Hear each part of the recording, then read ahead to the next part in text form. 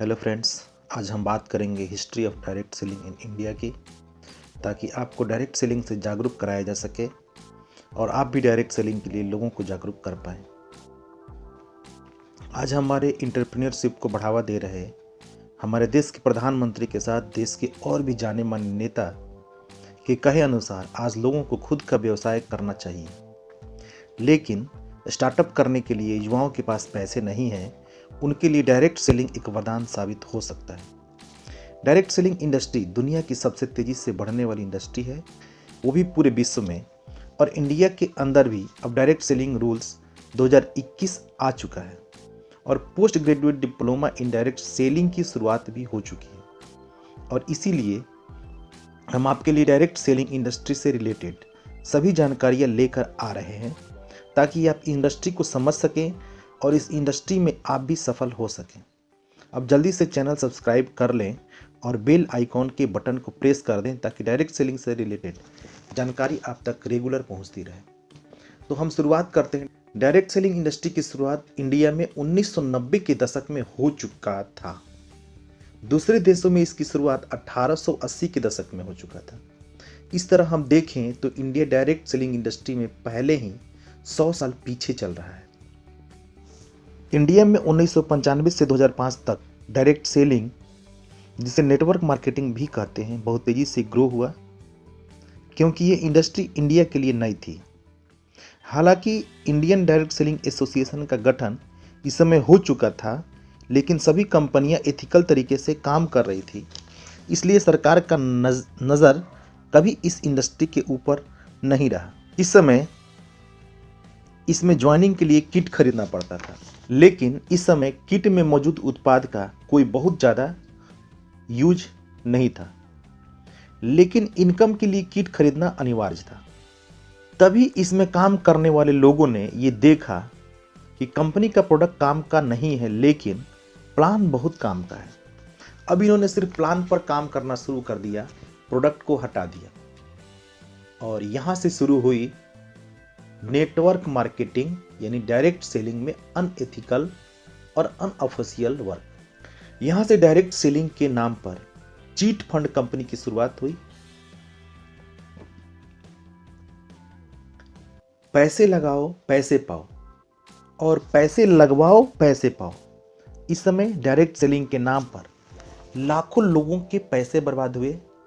कंपनियां पैसे लेकर के अपने आप को दिवालिया घोषित कर दी, लेकिन इनके पीछे थे कुछ लालची और बेईमान किस्म के लोग, रातों रात कंपनी बंद कर चंपत हो गए। ये खबर सभी न्यूज़पेपर और न्यूज़ चैनल्स पर आग की तरह फैल गई और ये इंडस्ट्री निगेटिव फेज से गुजरने लगी।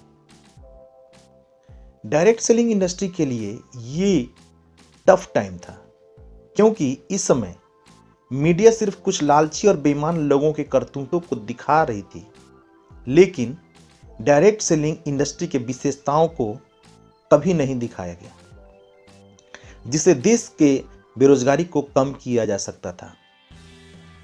2011 में केरला में 3 कंपनी डूब गई और लोगों के 500 करोड़ रुपए नुकसान हो गए। इस समय केरला गवर्नमेंट का डिसीजन था इस इंडस्ट्री को केरला में बैन करने का। इस समय इंडियन डायरेक्ट सेलिंग एसोसिएशन सामने आई और सरकार को डायरेक्ट सेलिंग के विशेषताओं को बताया, और फाइनली केरला गवर्नमेंट ने डायरेक्ट सेलिंग गाइडलाइन बना दिया। अब इंडियन डायरेक्ट सेलिंग एसोसिएशन यानी IDSA ने केंद्र से अपील किया कि डायरेक्ट सेलिंग गाइडलाइन बनाया जाए, ताकि डायरेक्ट सेलिंग इंडस्ट्री का विकास पूरे देश में हो सके। डायरेक्ट सेलिंग इंडस्ट्री के लिए खुशखबरी मिली सितंबर 2016 को। 9 सितंबर 2016 को मिनिस्ट्री ऑफ कंज्यूमर अफेयर्स के द्वारा गवर्नमेंट ऑफ इंडिया ने डायरेक्ट सेलिंग के लिए गाइडलाइन तैयार किया, और यहां से डायरेक्ट सेलिंग यानी नेटवर्क मार्केटिंग का पॉजिटिव फेस शुरू हुआ। 2016 के बाद अनऑफिशियल काम थोड़ी कम हुए। लोगों को भी अब डायरेक्ट सेलिंग की समझ होने लगी, लेकिन अभी भी कुछ लोग डायरेक्ट सेलिंग के नाम पर ठगी करने में लगे हैं। क्रिप्टो करेंसी के नाम पर उन लोगों को ठगते हैं जिन्होंने कभी डायरेक्ट सेलिंग इंडस्ट्री को समझने की कोशिश नहीं की, या उन लोगों को ठगते हैं जो बिना मेहनत किए रातों रात अमीर बनने के सपने देखते हैं।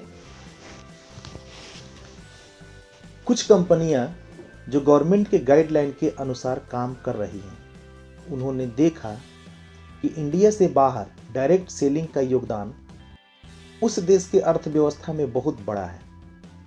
बाहर देशों में डायरेक्ट सेलिंग इंडस्ट्री को और डायरेक्ट सेलर को सम्मानजनक नजरिए से देखने का कारण है इस इंडस्ट्री का नॉलेज। अब कंपनियों ने डायरेक्ट सेलर को नॉलेज देना शुरू किया और अब इस इंडस्ट्री में पढ़े लिखे लोग आने शुरू हुए। कुछ प्रोफेशनल्स ने इस इंडस्ट्री को देखा और इस इंडस्ट्री से बदल रहे बेहतर लाइफस्टाइल को देखकर लोगों का रुझान नेटवर्क मार्केटिंग यानी डायरेक्ट सेलिंग की तरफ होने लगा है।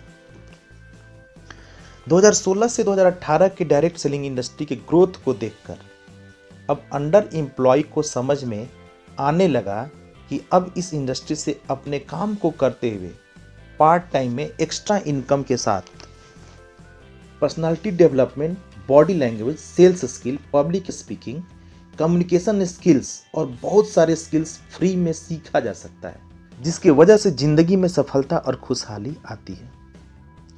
डायरेक्ट सेलिंग इंडस्ट्री के लिए फिक्की यानी federation of Indian chambers of commerce and industry और KPMG के आई रिपोर्ट के अनुसार 2025 में यह इंडस्ट्री 64,500 करोड़ मतलब 645 बिलियन को भी पार कर चुकी होगी। यानी अगले 3 साल में डायरेक्ट सेलिंग इंडस्ट्री 4 गुना वृद्धि करने वाली है और इसमें काम करने वाले लोगों का इनकम भी 4 गुना से 40 गुना तक बढ़ने वाला है। लेकिन इसके लिए डायरेक्ट सेलर को स्वयं के ऊपर और टीम के ऊपर काम करने के लिए इस इंडस्ट्री के विशेष नॉलेज को लेना होगा और हम आपके लिए समय समय पर इस इंडस्ट्री का जानकारी देते रहेंगे, क्योंकि इस इंडस्ट्री ने मुझे बहुत कुछ दिया और अब मैं इस इंडस्ट्री के ग्रोथ के लिए अपना एक अहम भूमिका निभाना चाहता हूँ। 28 दिसंबर 2021 को गवर्नमेंट ऑफ इंडिया ने डायरेक्ट सेलिंग रूल्स 2021 बनाया, जिस पर सभी कंपनियां काम कर रही हैं। इधर IDSA यानी इंडियन डायरेक्ट सेलिंग एसोसिएशन ने सोलिनी यूनिवर्सिटी के साथ इस इंडस्ट्री के लिए post graduate diploma in direct selling की पढ़ाई शुरू कर चुकी है। इससे आप समझ गए होंगे कि ये इंडस्ट्री बहुत तेजी से ग्रोथ कर रही है और इसमें काम कर रहे लोगों का फ्यूचर ब्राइट होने वाला है। यदि आप भी इस इंडस्ट्री में आकर अपना फ्यूचर ब्राइट करना चाहते हैं तो आपका स्वागत है इस इंडस्ट्री में। हमारा अगला वीडियो है फ्यूचर ऑफ नेटवर्क मार्केटिंग यानी डायरेक्ट सेलिंग। इसको देखने के लिए चैनल को सब्सक्राइब करके बेल आइकन बटन प्रेस कर लें और ये वीडियो अपने